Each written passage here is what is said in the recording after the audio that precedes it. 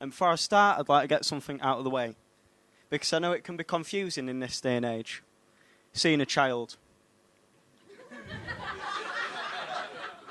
Let me finish. With a microphone, stood in front of a crowd, doing something other than testifying against the BBC.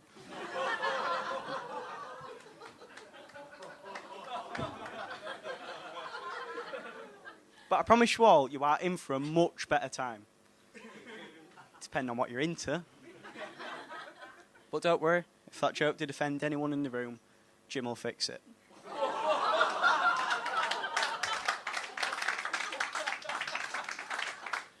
So let me crack straight on and tell you all a little bit about myself. I've just started to get into gym. And no, gym isn't a bloke like my dad says. But when I'm not there, I really enjoy drinking and getting ID'd.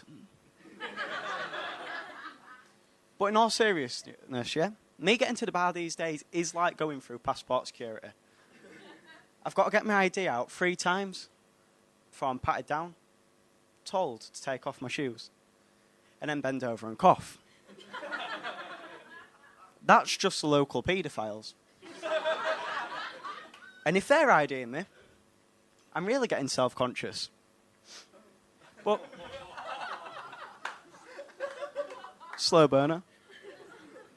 So I'm relatively new to stand-up comedy, and I've got to say it is not all what I expected it to be. I expected people begging for my autograph, recognition wherever I went, which isn't a bad goal for someone that's been going for 2 months.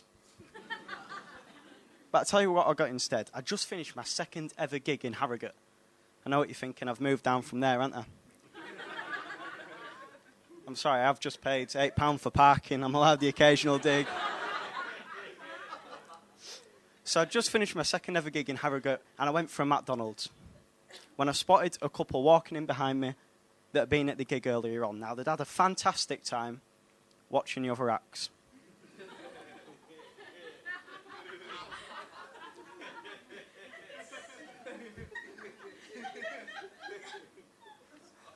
Just pity me, please. So I thought, right, I'm going to play this one called I've Probably Never Met a Superstar Before.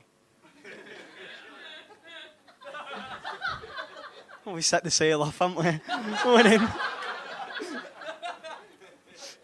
So I gave it the occasional glance over the shoulder until finally the moment struck.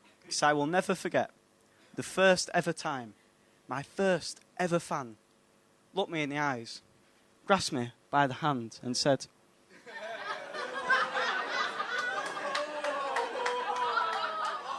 "Are you old enough to be in here?" That's ruined all my chances, hasn't it?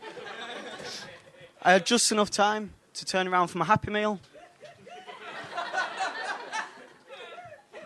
when the Mackey's worker hit me with, "Have you got ID for that, sir?"